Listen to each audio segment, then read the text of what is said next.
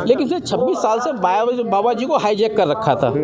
आम पब्लिक को मिलने नहीं देना, कोई कितना ही बड़ा जाए नहीं मिलने देना, अगर कोई जा भी रहा है तो उसके साथ में अपने गुर्गे भेजता था शुरू से। इसकी निगाह संपत्ति पे थी कि किस तरह से कितनी जल्दी ये मरे, जल्दी से जल्दी उनको जलाने की तैयारी करी थी, किसी को मिलने नहीं देना था, दर्शन करने देना चाहता था।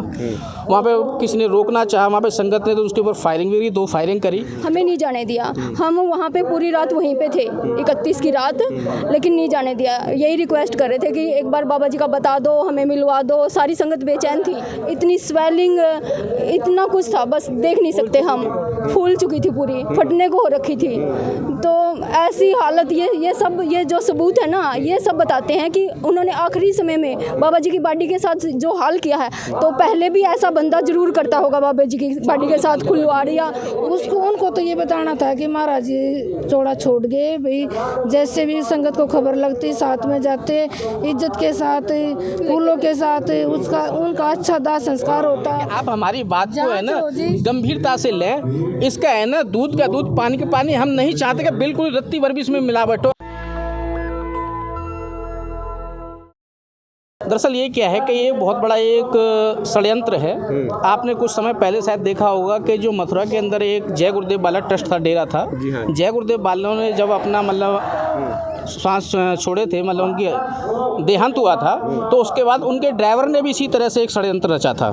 उसमें काफ़ी लोग मारे गए थे, क्योंकि काफ़ी लोग उसके खिलाफ थे, काफ़ी लोग उसके अगेंस्ट थे। आज वही चीज़ यहाँ पे भी है, वही चीज़ दोहराई गई है। ये भी 26 साल से बाबा जी का ड्राइवर था, जो वीरेंद्र ढिल्लों था। 26 साल से ड्राइवर था, तो इसके जो हमारी संगत थी, सबको दीनता का पाठ पढ़ाया जाता था कि कोई भी किसी को गाली गलौज वैसे कोई निंदा चुगली नहीं करेगा। तो जब ये बाबा जी को लेके आता था, लेके जाता था बराबर, तो हमारे भी इसके प्रति हमारी बहुत बड़ी आस्था थी कि हमारे कुल मालिक को ये साथ लेके जाता है, तो हम कभी कोई इसके ऊपर शक नहीं करते। लेकिन उसने 26 साल से बाबा जी को हाईजैक कर रखा था। आम पब्लिक को मिलने नहीं देना, कोई कितना ही बड़ा जाए नहीं मिलने देना, अगर कोई जा भी रहा है तो उसके साथ में अपने गुर्गे भेजता था शुरू से। जो मेन डेरे के साधु, यहाँ तक कि सगे उनके भाई भी डेरे में रहते थे, उनको भी नहीं मिलने देता था जी, जो सगे छोटे भाई थे बाबा जी के। तो ये बहुत बड़ा है कि कम से कम 20-25 हज़ार करोड़ की संपत्ति का मामला है। इसकी निगाह संपत्ति पे थी कि किस तरह से कितनी जल्दी ये मरे और मैं इस संपत्ति को हथियाऊँ। तो उल्टे सीधे तरीके से उसने वकीलों को भी अपने कब्जे में लिया, गवर्नमेंट को भी, हरियाणा गवर्नमेंट को भी लिया, चीफ मिनिस्टर को भी लिया, वहाँ के MP MLO को भी लिया, छोटे प्रधान, सरपंच, वकील, मजिस्ट्रेट, गजिस्ट्रेट, सबको अपने उसमें लिया, पुलिस वगैरह छोटे बड़े। तो अब जब इनकी धीरे धीरे जो एक दिन अचानक ही डेरा बाजितपुर से लेके गया था बाबा जी को, वहाँ जाके किसी ने, जब कि बाबा जी की पर्सनल गाड़ी होती है, उस गाड़ी में ना ले जा करके अपनी पर्सनल गाड़ी में लेके गया। वहाँ जाके किसी को नहीं बताया कि कहाँ लेके जाने, कहाँ नहीं। उसके बाद इसने क्या ट्रीटमेंट दिलाया बाबा जी को, ये पता नहीं। धीरे धीरे बाबा जी की हालत गिरती गई, जैसे से लोग भोजन देते हैं, क्या देते हैं। संगत ने पूछना भी चाहा तो हम तो, लेकिन हमने कभी इस तरह का ये गुमान नहीं था कि ये वीरेंद्र ढिल्लों, बाबा जी का ड्राइवर, बाबा जी के साथ इतना घात कर रहा है। और बाबा जी ने हमेशा दीनता का पाठ पढ़ाया था, भाई भरोसा करो और दूसरा कह के दीनता रखो, किसी की निंदा चुगली ना करो। हमने कभी इसके ऊपर शक भी नहीं किया। लेकिन अचानक एकदम से जब उनकी हो गई, तो 21 तारीख को मृत्यु हुई है और उसने हमारे को ना 31 तारीख को बताया है, 10 दिन के बाद में। और वो भी कुछ बुराड़ी की संगत, उधर की संगत वहाँ पे इनके गई है कि अगर तुम नहीं बताते हो तो हम आपके धरना प्रदर्शन करेंगे, मैक्स हॉस्पिटल का घेराव करेंगे, क्योंकि मैक्स हॉस्पिटल भी बिल्कुल लास्ट में पता है। नहीं तो डेरा मैनेजमेंट की तरफ से ये देते रहते थे कि भाई डेरा मैनेजमेंट के बाबा जी ठीक है, कि आज लिक्विड लिया कि ये लिया, अपनी पर्सनल वहाँ से वीडियो बना के डालते रहते थे कि हाँ जी सब ठीक ठाक है, बड़े हंसते खुशते मतलब दिखाई देते रहते, मतलब सबको तसल्ली देती थी। तो इस तरह से इसने यहाँ पे गई। लेकिन जब संगत ने इसका विरोध किया तो यहाँ से लेके भागा, और अकेला लेके भागा। बाबा जी सिर्फ शरीर पे डायपर था और कोई कपड़ा नहीं था। वहाँ भी जल्दी से जल्दी उनको जलाने की तैयारी करी थी, किसी को मिलने नहीं देना था, दर्शन करने देना चाहता था। वहाँ पे किसी ने रोकना चाहा, वहाँ पे संगत ने तो उसके ऊपर फायरिंग भी करी, 2 फायरिंग करी। तो हाँ, फायरिंग हुई, डेरे के अंदर गोलियाँ चली हैं। तो उस फायरिंग का, जबकि यहाँ दिल्ली के अंदर तो बहुत बड़ा क्राइम है, लेकिन वहाँ हरियाणा गवर्नमेंट से उसके ऊपर भी कोई संज्ञान नहीं लिया। उन जिन्होंने गोलियाँ चलाई है, ये फायरिंग जब उनकी लाश जल रही थी, हाँ लाश जलने से पहले जब लेके गया, उसी के आधा घंटे के अंदर ही अंदर, ठीक है ना जी। तो वो फायरिंग भी हुई है। हरियाणा गवर्नमेंट से इसका कोई संज्ञान नहीं लिया कि फायरिंग किसने की, क्यों की है, क्या उसको इस तरह का अधिकार था फायरिंग करने का। मनोहर खट्टर जी वहाँ पे 3 दिन रुके हैं। 21 लाख रुपए का डोनेशन दिया है। इसने ये पैसा इसके पास आया कहाँ से? 3,500। तो ये सारा पैसा इसने पहले से कैप्चर कर रखा है वीरेंद्र ढिल्लों ने, ज़बरदस्ती डेला का छावनी में चेंज कर रखा है, जबरदस्ती वहाँ बैठा हुआ है। मैं चाहूँगा ये डॉक्टर साहब हैं हमारी, मैम आप बताएं क्या कहना चाहिए? मैं कई बार जब बाबा जी एडमिट थे मैक्स में तो मैं जाती रही वहाँ पे।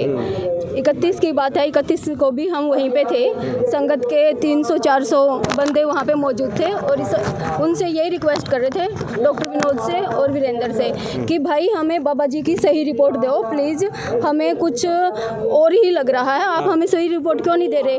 लेकिन उन्होंने हमारी नहीं सुनी और मतलब टालते रहे वो। और जो हेल्थ बुलेटिन में डेली की जो न्यूज़ देते थे बाबा जी के बारे में, हेल्थ के बारे में, वो भी गलत थी उनकी, क्योंकि वो 31 को बोले कि हाँ मिलवाते हैं, एक बंदे को मिलवाते हैं, मेरा नाम भी लिया गया। मैं मेडिकल लाइन से हूँ और मैंने आईसीयू में काम किया हुआ है, इसीलिए बोला गया कि रानी चली जाएगी और एक है हमारे बुराड़ी से भैया हैं मोनू, वो चले जाएंगे।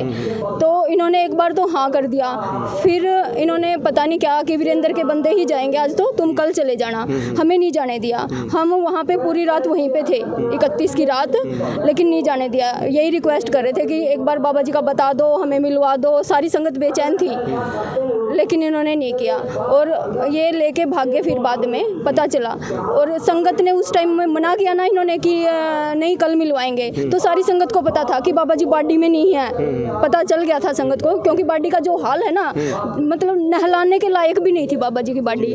हम मतलब सारी संगत रो रही थी और ये बाबा जी की बाडी के साथ खिलवाड़ कर रहे थे, नहलाने के लायक भी नहीं थी। बाबा जी के पास इतनी स्वेलिंग, इतना कुछ था, बस देख नहीं सकते हम, फूल चुकी थी पूरी, फटने को हो रखी थी। तो ऐसी हालत, ये सब ये जो सबूत है ना, ये सब बताते हैं कि उन्होंने आखिरी समय में बाबा जी की बाडी के साथ जो हाल किया है, तो पहले भी ऐसा बंदा जरूर करता होगा बाबा जी की बाडी के साथ खिलवाड़, या उनके मतलब प्रति खिलवाड़ करते होंगे। और ये वीरेंद्र ही नहीं, इसके साथ में जो मिली भगत के लोग हैं ना, वो भी इसके जिम्मेवार हैं। इसके बाबा जी के जो साथ साजिश रची गई है, वो सब जिम्मेवार हैं। तो उनको भी हम चाहते हैं कि ये मिली भगत के लोगों का सबका नार्को टेस्ट होना चाहिए, सीबीआई जांच होनी चाहिए, ईडी। हाँ जी, हम देख नहीं सकते, हमारी जो संगत है ना, वो बस दीनता का पाठ पढ़ा रखा था, उसी के पीछे लगी रही कि दीनता रखनी है, हमें अगस्त नहीं जाना। हाँ जी, 31 तारीख को हम मैक्स हॉस्पिटल में ही थे और इंतजार कर रहे थे कि सुबह 11 बजे मिलवाया जाएगा, और हम उसी बिल्डिंग में बैठे थे। ये किस टाइम लेके चले, किस टाइम कैसे चले, किसी को कुछ नहीं बताया। ये जगमाल वाली डेरे में पहुंचा, उसके बाद संगत के फोन आए हैं, अभी तुम मेडिकल में क्या कर रहे हो महाराज जी, तो जगमाल वाली डेरे में पहुंच चुके हो। जो संगत उधर बैठी है उनको तो ये बताना था कि महाराज जी चौड़ा छोड़ गए भाई, जैसे भी संगत को खबर लगती साथ में जाते, इज्जत के साथ, फूलों के साथ उनका अच्छा दाह संस्कार होता। इतना भजन सिमरन करने वाली बॉडी का ये हाल होया है। आम इंसान है, काले काले हैं, भजन सिमरन करते हैं, वो भी ऐसे खिले हुए जाते हैं। और जो उन्होंने अपना कुछ भी नहीं देखा है, एक भजन सिमरन के सिवाया 24 घंटे भी बैठे रहे हैं महाराज जी, उनका ये हाल कर दिया। और किसी ने भी इसलिए पहले सोचा ही नहीं था भी इस तरह का काम हो जाएगा। सब धोखे में ही रह गए जी। हमारी जो केंद्र सरकार से मांग है, हमारे जो प्रोटेस्ट चल रहा है, जो प्रोटेस्ट चल रहा है, सबसे पहले माननीय प्रधानमंत्री नरेंद्र मोदी जी से है। दूसरा हमारा अमित शाह जी हो गए जो गृह मंत्री हैं, और राष्ट्रपति द्रौपदी मुर्मू जी से, क्या आप हमारी जो हम दीनता के पुजारी हैं, हम यहाँ पर किस तरह की अहिंसावादी हैं? हिंसावादी नहीं है। अगर हिंसावादी होते तो यहाँ पे बहुत बड़ा ना कत्ले गारत मच जाता, क्योंकि जब राम रहीम को सिर्फ पेश करना था तो कितने आदमी मरे थे, पूरे हरियाणा में आगजनी हुई थी। लेकिन हमारा इतना बड़ा संत चला गया, लेकिन हमें पता है ना, क्योंकि 8-8 घंटे की क्लास मैंने खुद ली है कि जब 8 घंटे की क्लास में बाबा जी कहते हैं कि खारिज खुजली कुछ नहीं करना, हिलना डुलना भी नहीं है, पालती मार के हमें मेडिटेशन करानी है। तो उसमें टट्टी पेशाब भूख प्यास कुछ नहीं लगती थी, जैसे बैठी रहते हो, वो खुद सामने बैठा के करते थे। 20-20, 18-18 घंटे बाबा जी खुद बैठते थे भजन सिमरन में। उन्होंने सिर्फ भजन सिमरन पे, निंदा चुगली को बिल्कुल बहुत, किसी की निंदा करने के लिए भी हमें सख्त मनाही थी।